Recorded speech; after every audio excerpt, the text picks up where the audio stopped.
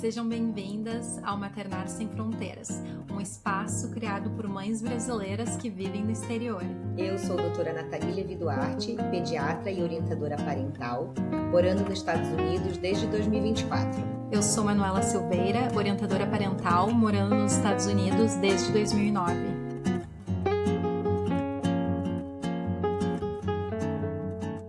No episódio de hoje, estamos com uma convidada muito especial aqui. Maia é obstetriz, licenciada e consultora em saúde materno-infantil, com mais de 15 anos de experiência. Nascida e criada no Brasil, ela se formou na USP, a única universidade com programa de obstetrícia com entrada direta no Brasil, e foi a fundo na área com um mestrado Sistemas de Saúde Materno-Infantil pela Bastyr University, no estado de Washington, nos Estados Unidos. Ao longo da carreira, Maia acompanhou mais de 500 partos, atuou em clínicas públicas e centros de parto privados, conduziu treinamentos de simulação em Moçambique com a Pronto International, e sua missão sempre girou em torno de 3 pilares: escolha informada, cuidado respeitoso e equidade no parto. Hoje, a Maia é professora assistente e diretora do Departamento de Obstetrícia da Bastyr University, oferece serviços de visita domiciliar para famílias no pós-parto e amamentação e segue contribuindo ativamente para políticas e padrões educacionais na área, tanto nos Estados Unidos quanto internacionalmente. Maia, seja muito bem-vinda e conta da tua jornada para nós. Onde começar? Eu gostaria de saber o que te levou a escolher obstetrícia. Quando eu ainda estava no colégio, tentando decidir o que eu queria fazer da vida, eu achei que eu queria estar na área de saúde. Eu achei que talvez faculdade de medicina era o que eu queria fazer. Eu olhei aos redores de todas as universidades, eu sou originalmente de São Paulo, não queria mudar. Quando eu estava olhando para a universidade, inclusive da USP, eu vi que existia esse curso de obstetrícia. Aí eu achei, por que então que eu ia fazer medicina para chegar na obstetrícia? Só depois eu fui entender que a obstetrícia era. Mas eu prestei para o curso, passei no curso, descobri que eu não ia ser cirurgiã, eu não ia fazer cesarianas, e que eu ia dar assistência materno-infantil para pessoas de baixo risco. E foi quando começou o segundo ano de obstetrícia, foi quando assim eu me descobri que era o que eu queria fazer, era dar assistência de baixo risco para pessoas que ficavam grávidas, tinham bebê e estavam no pós-parto. A obstetrícia é um pouco diferente de enfermagem obstétrica ou a faculdade de medicina, não somos cirurgiões, não cuidamos de pessoas de alto risco. Para a faculdade de enfermagem, você precisa fazer enfermagem primeiro e se especializar em obstetrícia. É mais geral, você trabalha dentro de hospitais, e a obstetrícia é mais específico, são 4 anos e meio, com algumas disciplinas integradas, mas relacionadas à saúde materno-infantil e psicologia também. Legal. Você te formou no Brasil, teve uma certa prática e depois veio para os Estados Unidos. E eu estava no meio da faculdade quando eu decidi fazer um projeto de intercâmbio, e eu passei 3 meses na Califórnia. E daí eu voltei, continuei a faculdade, mas com a visão de que eu precisava voltar para os Estados Unidos para aprimorar o meu inglês, para daí voltar e fazer o meu mestrado. Esse era o plano original. Eu me formei, e assim que eu me formei, eu voltei para os Estados Unidos como au pair, babá que mora na casa das pessoas. E eu fiquei 2 anos nesse estado de Washington, na cidade de Canmore, que é onde fica essa universidade, Bastyr University. Eu fiz uns cursos aqui enquanto eu estava e eu gostei muito. E o plano ainda era voltar para o Brasil e fazer o meu mestrado em saúde pública, mas daí eu me casei. Eu acabei ficando aqui, o que significa que, embora eu tenha partos e experiências hospitalares no Brasil, eu acabei me especializando mais na obstetrícia americana. Hoje em dia eu acompanho partos fora do hospital, centros de parto e partos domiciliares. Qual que é a diferença, do curso de obstetrícia que você fez com uma doula? A obstetriz vai cuidar das pessoas, da saúde das pessoas, é uma profissional de saúde. A doula é um suporte para a pessoa. Embora o objetivo seja o mesmo, amparar aquela pessoa que está em trabalho de parto, no pós-parto, talvez no aleitamento, todas as nuances dos dois, do binômio. A gente cuida mais da parte médica. Por exemplo, checar, aferir pressão, medir barriga, escutar o coração do bebê, fazer esse gerenciamento, mesmo essa assistência do parto, é o que as obstetrizes fazem. O que é diferente da doula, que não tem nem nada médico, mas o suporte, inclusive várias partes educacionais, massagem. Iniciei o meu acompanhamento, por exemplo, a primeira gravidez aqui com obstetra, né? Na época, quando eu descobri que estava grávida, estava completamente perdida, assim, e agora, o que eu faço nesses sistemas? É completamente diferente, né? Que eu não tenho uma referência de para quem perguntar. Eu fui uma das primeiras das minhas amigas. A minha cunhada trabalhava como enfermeira de parto no hospital e eu perguntei, e agora, o que eu faço? Ela falou, tu quer fazer o acompanhamento com uma obstetra ou com uma midwife, né? Que é o que a Maia faz, a obstetriz. Na época eu falei, eu acho que eu vou com a obstetra, porque foi o que a minha mãe usou. No Brasil, todo mundo usa uma obstetra. Se o parto não der certo, já tô com uma obstetra, né? Não der o parto normal. Iniciei o acompanhamento com a obstetra e fui tendo contato com alguns materiais, livros. Também já conhecia a Maia, tinha a oportunidade de conversar um pouco com ela foi maravilhosa. Eu fui levando algumas questões para a minha obstetra. Assim, a obstetriz nos Estados Unidos, né, midwife, é assim, um tratamento muito mais completo, robusto, assim. O comparado aqui, quando a gente fala ir no médico Estados Unidos versus ir no médico Brasil, a consulta era super rápida, a enfermeira que fazia tudo, a médica entrava lá, eu perguntava coisas, assim, era tudo muito superficial. Eu decidi, inclusive, trocar. Eu fui do tipo assim, qualquer parto que vem tá bom, né? Desde que estejamos todos com saúde, para ir a um parto em casa. Tem aqui nos Estados Unidos tanto as obstetrizes que trabalham dentro do hospital, então tu tem a opção de fazer ou com uma obstetra ou com uma midwife. Midwife, aí me corrige, sempre tem que ser a gravidez, não pode ser uma gravidez de risco. Normalmente é baixo risco ou até, às vezes, um risco médio, por exemplo, se a pressão subir um pouco, elas ainda podem participar do parto, mas quem está cuidando das medicações seria o obstetra. Mas eles podem ter esse cuidado colaborativo porque eles trabalham junto na mesma localização. Hoje você trabalha mais com partos domiciliares ou mais hospitalares? Desde que eu me mudei para os Estados Unidos, e você passa por um processo doloroso, né, para você conseguir licença no estado. Então, precisei traduzir coisas e eu fazer outras classes que eu não tinha antes. E você precisa de um certo número de parto comprovado no estado de Washington para você tirar a licença, e é um mínimo de 100 partos. Eu não pude contar muitas coisas que eu tinha no Brasil, a não ser a parte da educação. No fim, quando você tira essa licença, você consegue trabalhar fora do hospital. São centros de parto fora do hospital, de uma certa localização, né? Não pode ser tão distante. Existe todo um plano por trás disso do Departamento de Saúde. Partos domiciliares, que aí depende de cada prática, onde eles estão dispostos a atender também, né? A clientela deles. Que eu tirei a minha licença em 2019, eu acompanho partos fora do hospital. Uma das coisas que acontece, né, existe uma porcentagem que a gente transfere para o hospital. Quando a gente tem que ir para o hospital, nós temos o trabalho colaborativo com eles, mas a gente passa o cuidado para as pessoas que trabalham no hospital. Podemos ficar como a parteira que está acompanhando, né, a obstetriz, mas a gente não está mais cuidando, né, da saúde da pessoa naquele momento. Eles podem, depois que sair do hospital, ir para a clínica e com cuidados de pós-parto. Mas naquele parto, quando você transfere, você transfere. Eu sou pediatra, né? E assim, essa questão do parto domiciliar, ele é bastante polêmico. Então, é lógico que a gente sabe que o índice de quando você está numa gestação de baixo risco, o índice de intercorrências, de complicações é bastante baixo. Mas aí a minha pergunta é, você já teve alguma situação que, assim, era baixo risco e tudo mais, e que houve, assim, algo que aconteceu na finalização que te gerou assim preocupação e que foi uma coisa que houve risco? Sim, partos todos carregam risco.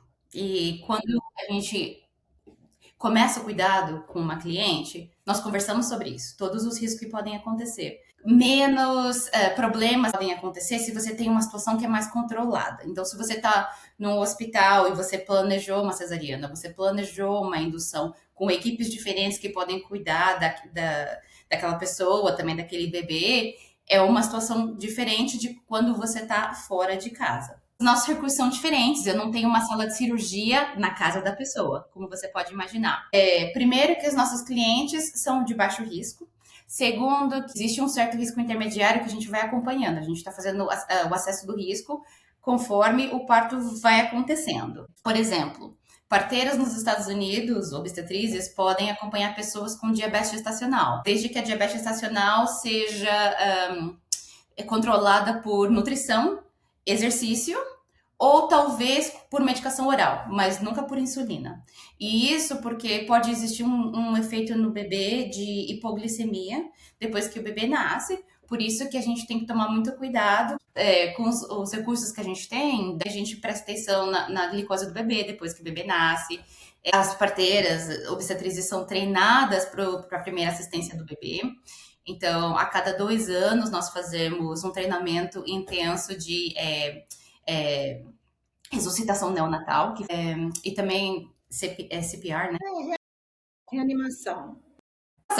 Para os dois. Depende de onde você está nos Estados Unidos, mas aqui no estado de Washington é bem legal para parteiras, porque a gente pode carregar praticamente todas as medicações para sangramento em parto, ou se a pessoa vai ter um risco de ter pré-eclâmpsia ou eclâmpsia, antes da gente transferir para o hospital, temos medicações que podemos dar. Se a pessoa tem algum risco, alguma reação alérgica, a gente carrega epinefrine, adrenalina para a mãe, mas também temos específica para o bebê. Então, a gente chega no momento que a gente tem que fazer ressuscitação neonatal para o bebê, ou seja, ajudar o neném a respirar, nós podemos ir no caminho inteiro, até inclusive da medicação para o bebê. E tudo isso com a decisão de transportar para o hospital também, não é para tratar e ficar em casa, porque é claro que...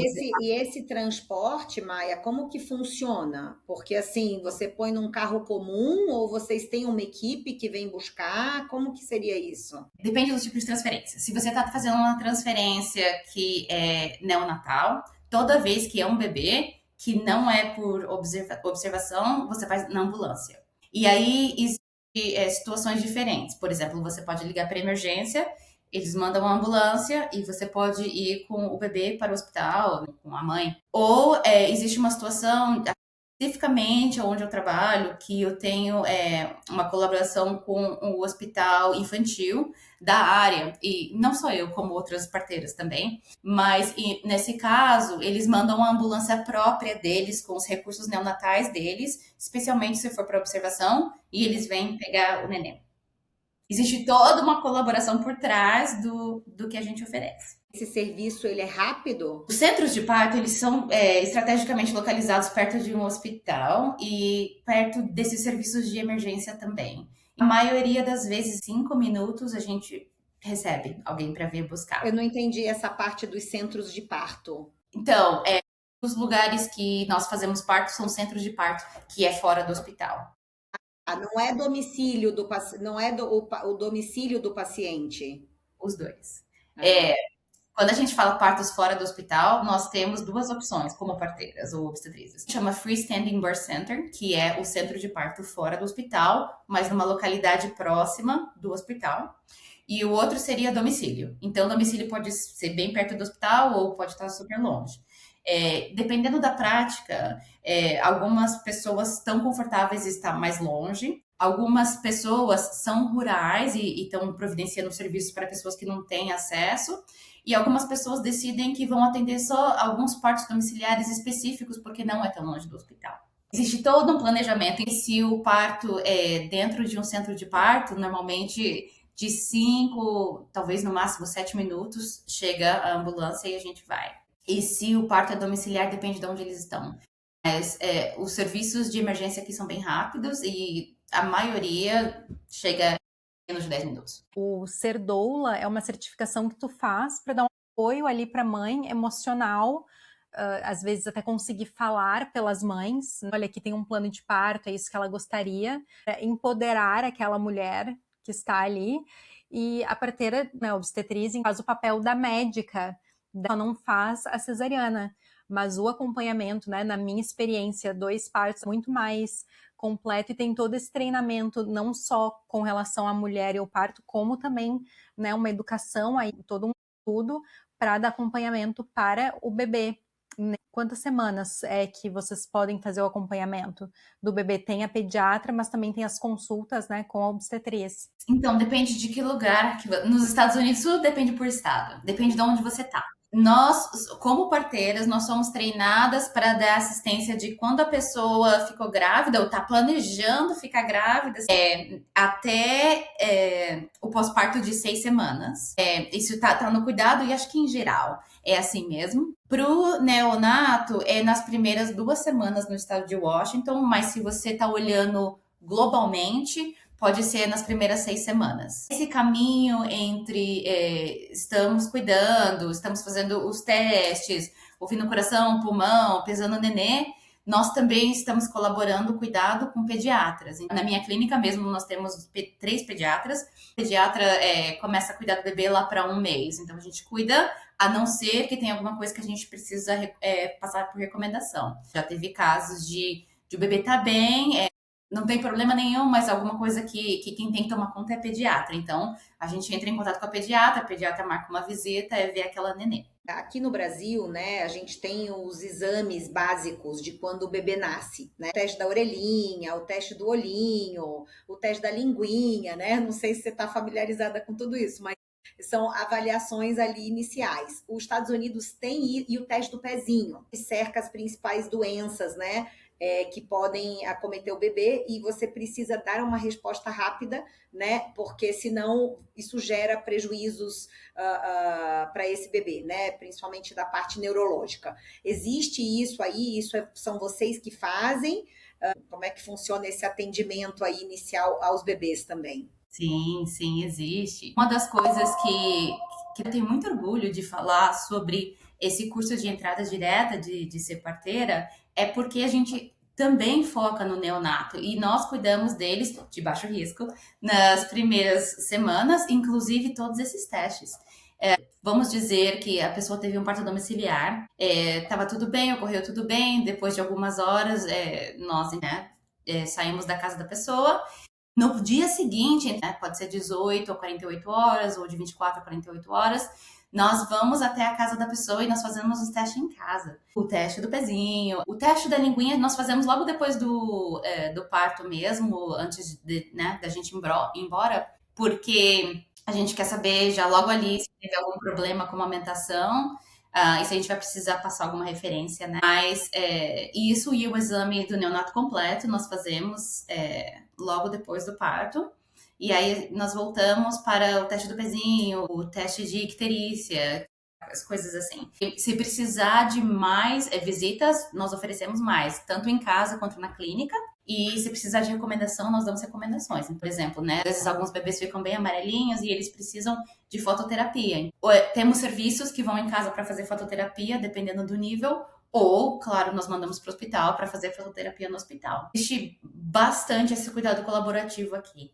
É legal, a parceria, né? Muita parceria de vocês com a parte médica, com os hospitais, com os centros de parto, muito interessante. Sim, definitivamente. E o da orelhinha também, que a gente estava falando mais cedo. Também cuidamos das pessoas no primeiro dia, fazemos uma segunda visita domiciliar, depois, entre 1 semana e 2, eles vão na clínica para a gente fazer o resto dos testes, inclusive o segundo teste do pezinho. Aqui no estado de Washington, nós testamos para muitas coisas. De novo, muda por cada estado. Mas aqui no estado de Washington, acho que são mais que 30 doenças que eles procuram. É muito. A gente pode também falar um pouco do meu outro trabalho que eu faço, que eu também dou aula. E, inclusive, eu ensino sobre pós-parto e cuidado neonatal e nós vamos visitar no departamento de saúde, eu faço um tour com as minhas estudantes e elas veem o laboratório, de como que, na verdade, processam esses cartões e como que funciona quando vem alguma coisa positiva, né? Como eles contatam as clínicas ou como contatam as famílias. Muito interessante. Você tem um currículo maravilhoso, gigante, né? Com muita experiência. E eu vi aqui que você tem uma passagem por Moçambique. Fala um pouquinho pra gente o que foi essa experiência em Moçambique. É maravilhosa. Existe uma organização não governamental aqui na área que chama Pronto International. E, essencialmente, Pronto trabalha com treinamentos ou construção de currículos para emergências maternas e neonatais. O Pronto faz vários treinamentos, vários treinadores, e países entram em contato com a organização e pede para que a gente vá ajudar a treinar os treinadores baseado na experiência de cada comunidade com o que o departamento de saúde de cada localização fala. Então, a gente não traz o nosso currículo e implementa, convidam a gente com as diretrizes deles, e daí o currículo é construído baseado nas políticas daquele lugar, e daí a gente vai para fazer esse treinamento juntos. E esse treinamento é baseado em simulações bem reais, e as pessoas são treinadas, e normalmente são enfermeiras, parteiras e médicos juntos, agentes de saúde, e eles viram treinadores das próprias comunidades. Então, o projeto maior que eu participei com eles foi de Moçambique. E Moçambique porque falam português. Então, claro, a gente fez treinamento em inglês e português, mas tanto eu como uma outra amiga obstetriz que também está na área fomos para lá algumas vezes. Eu fui em 2019, eu estava grávida na segunda vez, foi em 2022. Simulações como, assim? Simulações muito reais, na verdade. Hã? A gente tem um guia, daí as pessoas que têm o guia na mão vai liderando a simulação. E aí existe uma pessoa que é atriz, e então entende qual é o trabalho da atriz, né? Isso todo entre o grupo mesmo, entre eles. Mas a atriz, então, tem aquele script, e é o roteiro. Então, aí a atriz vai e lê os passos de como tem que ser, o que tem que falar, como que está se sentindo. Você tem que fazer diagnósticos e dar conduta. Sim, basicamente. Uma das de maior índice de maternidade e mortalidade materna é sangramento. Então, tem bastante treinamento em sangramento. Tem uma calça que eles chamam de parto pants, que é uma calça que a pessoa regula o sangramento e dá para ver o sangue saindo. Então, a atriz veste a calça, simula o parto, porque tem como passar um bebê, e tem como simular sangramentos, tem como simular mecônio no fluido, tem como simular, que é o primeiro cocô do bebê, tem como simular bebês que não saem respirando, então precisam de assistência neonatal, e não importa muito quais são as diretrizes de cada país, mas em todos os currículos tem que ter ressuscitação neonatal para todos. E todos os currículos têm que ter cuidados humanizados. Felizmente, em alguns países, as pessoas parturientes não têm direito a ter acompanhante de parto.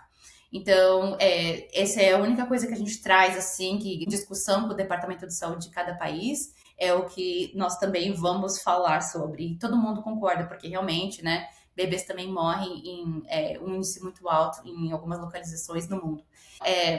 Então, isso a gente faz também, então, faz todo o processo de simulação de ressuscitação neonatal e cuidados maternos. De repente, fica muito real. Todo mundo sabe que é uma simulação, todo mundo sabe que não é um bebê de verdade, todo mundo sabe que o sangue não é de verdade, mas todo mundo ali carrega uma certa experiência, né? E existe um motivo para que eles estão ali para ser treinados e treinar a população ao redor deles. É para melhorar o acesso e o cuidado para todos. É transformador. Tenho muito orgulho de fazer parte do plano. E assim, quando vocês têm caso de mecônio, né? Por exemplo, aspiração de mecônio. É quando o bebezinho engole, aspira o primeiro cocô. Como que seria essa abordagem de vocês? Normalmente, os bebezinhos mostram sinais de estresse E se eles não estão conseguindo amamentar, se eles estão respirando muito forte, se eles estão abrindo um pouco as narinas. A gente presta atenção em todas essas coisas, nós usamos equipamentos também para checar a saturação do oxigênio dos nenês. Nós temos nossos equipamentos, como a máscara e a bolsa, que a gente pode ressuscitar, se for necessário. E se for necessário, para além disso, como a aspiração de mecônio, daí a gente transfere para o hospital. Aí eles podem ficar internados se precisarem, ou só por observação para ver se passa ou não. Mudando um pouquinho o rumo da conversa, como fica a sua vida pessoal no meio desses 500 partos? É complicado. Esse trabalho que eu tenho agora na universidade é bem mais flexível do que em parto. Normalmente, quando a gente trabalha fora do hospital, algumas pessoas trabalham sozinhas, mas eu sempre fui parte de um grupo. Tem os dias dos plantões, tem os dias das clínicas, então a gente consegue alternar. E se tem algum evento, alguma coisa da minha família mesmo, daí eu tenho flexibilidade suficiente que eu consigo ficar com eles. A mesma coisa com o meu trabalho de dia, que é dar aula. Eu tenho dias específicos que eu dou aula, e daí minha mãe me ajuda com as minhas crianças, mas eu tenho os dias que eu tô com eles também. Então, isso não é uma questão assim que você sente que prejudica demais a sua vida pessoal. Você acha que dá para equilibrar? Olha, a gente tenta. É difícil e carregar o que a gente carrega como obstetriz, ou até mesmo como educadora de futuras obstetrizes, é uma responsabilidade muito grande. E às vezes isso vem com a gente para casa, principalmente se tivermos um parto difícil ou se um bebê que não tá bem.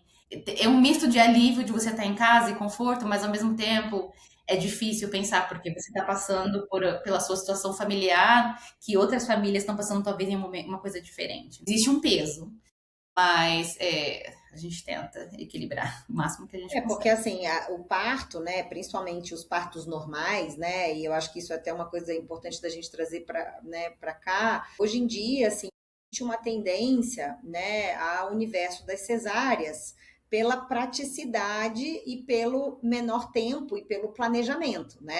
O parto normal tem muitas vezes que, né, estamos falando de um processo de 24 horas, né? Então, assim, você como obstetriz, no momento que você entra em ação, que você faz esse acompanhamento dessa gestante. Ótima questão. Não tá nem mais acordado, dependendo, né? Às vezes 24 horas, às vezes 48 horas. Parte disso é esse trabalho colaborativo com as próprias parteiras. Se você tá muito cansada, aí outra pessoa pode vir e aí cuida da sua paciente e você pode descansar.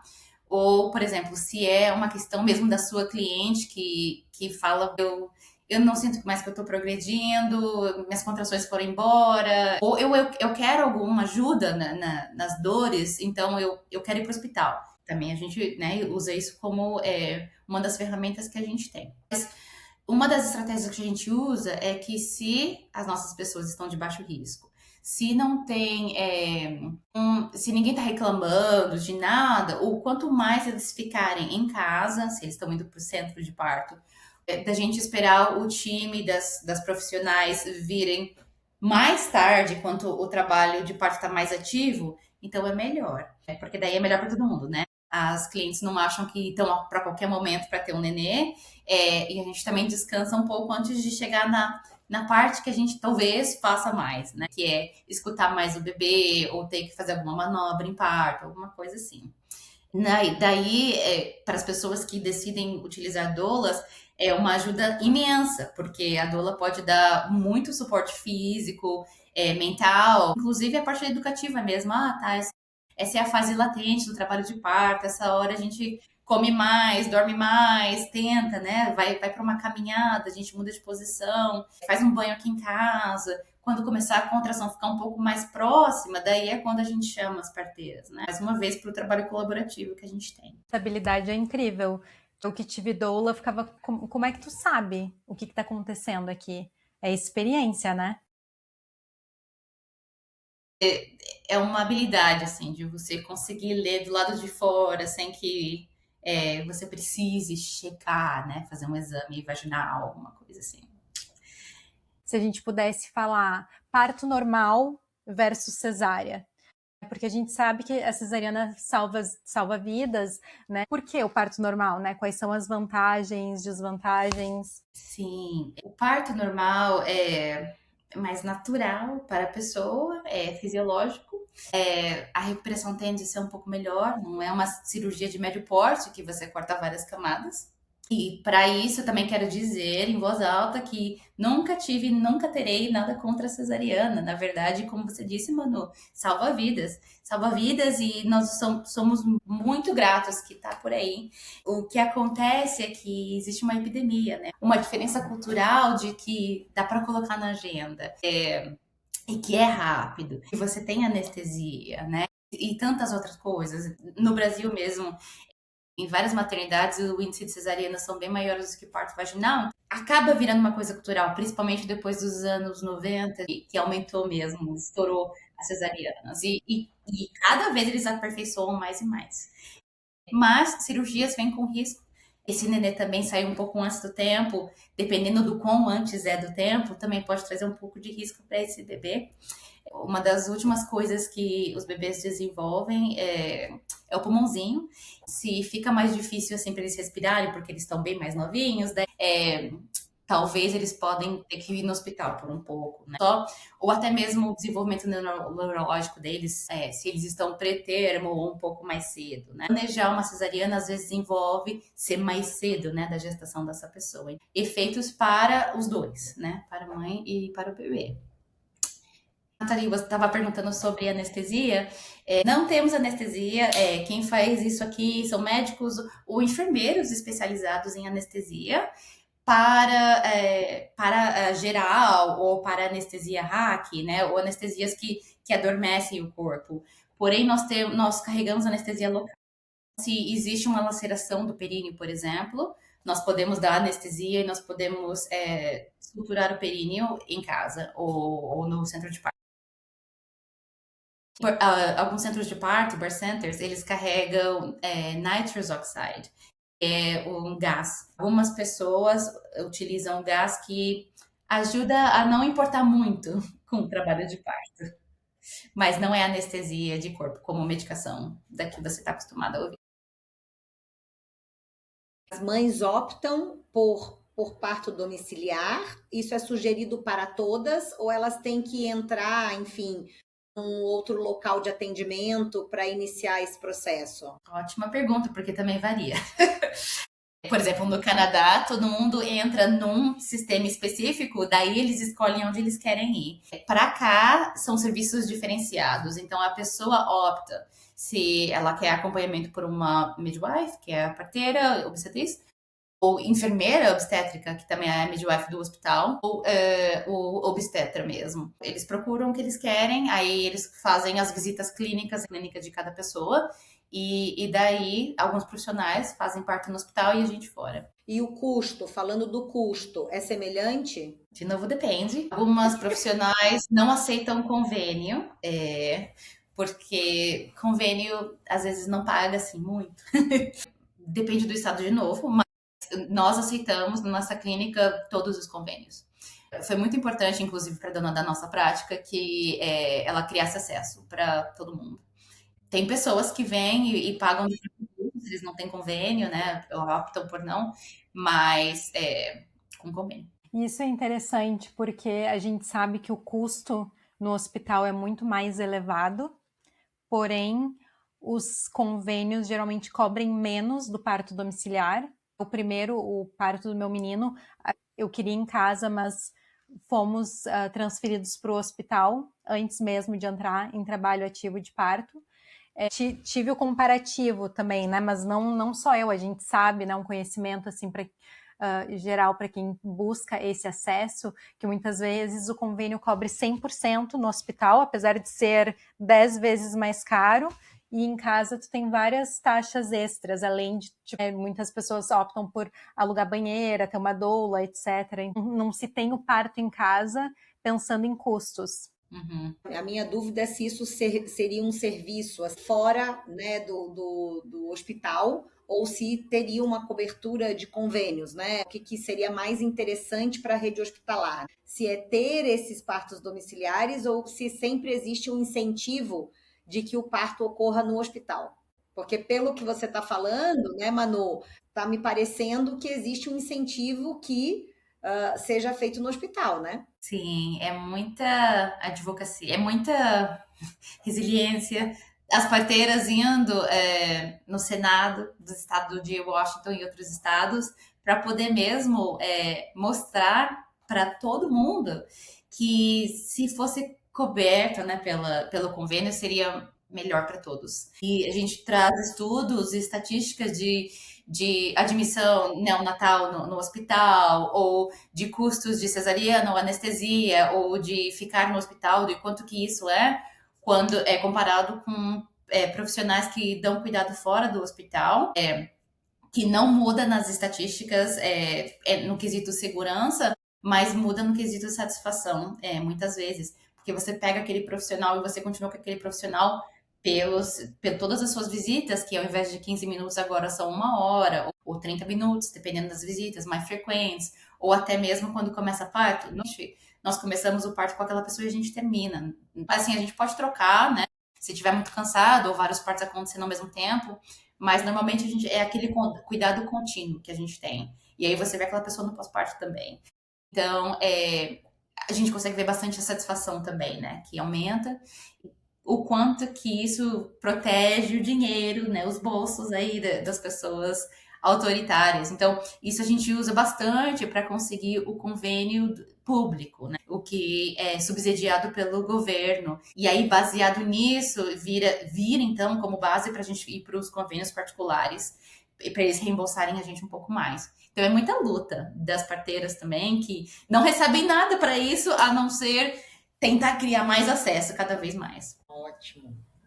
Qual que é o seu maior desafio hoje para a gente finalizar esse episódio? Ter mais horas no seu O dia. dia só ter 24 horas. Eu trabalho durante o dia com a clínica, com visitas domiciliares que a gente faz, cuidados neonatais, tanta coisa, e ainda assim, ser mãe de 2 criancinhas, né? Seus filhos têm que idade?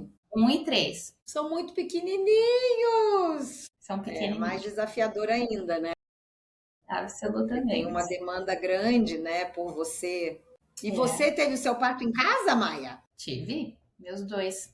Absolutamente, não quis sair do conforto de casa. E importante dizer que com vários planos, caso tivéssemos que ir para o plano B, plano C, plano D, também a gente sempre tem. Eu tive vários profissionais comigo, então foi muito bem atendido. Várias doulas, inclusive, eu tive 2 doulas, 3 parteiras. Porque daí eu sou da área, conheço as pessoas e daí tá todo mundo junto, né? Convocou todo mundo. Era no mínimo 5. 2 parteiras, 3 doulas. É isso aí, tava tendo todo mundo. E aí acabou sendo desafiador. Não disse que é fácil, nunca direi.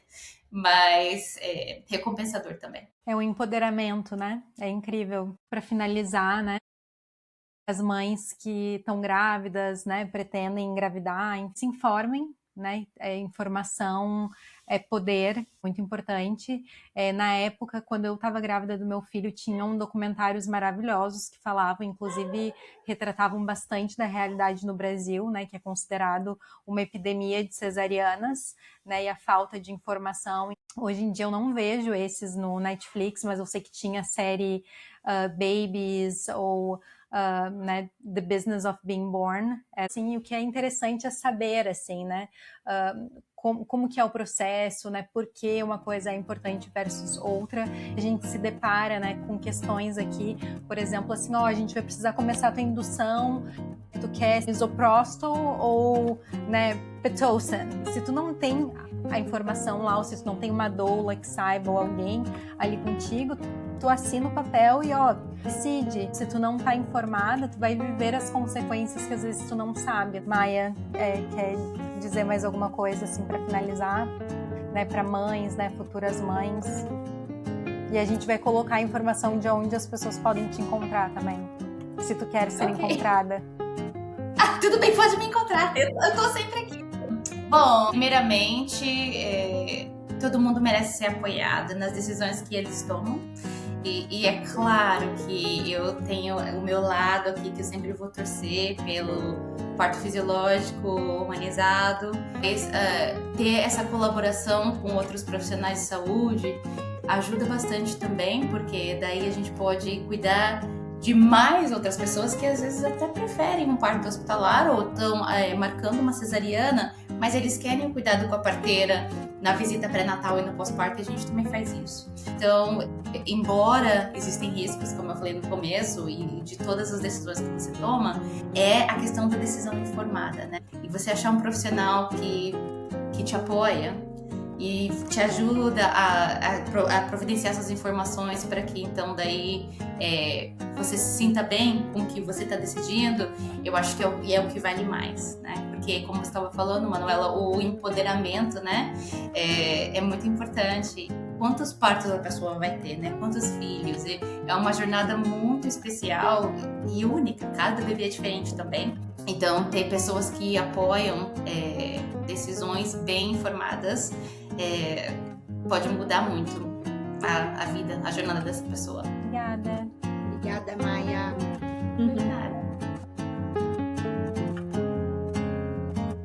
Obrigada por estarem com a gente. Se essa conversa fez sentido para você, compartilhe com outras mães que também estão maternando longe de casa.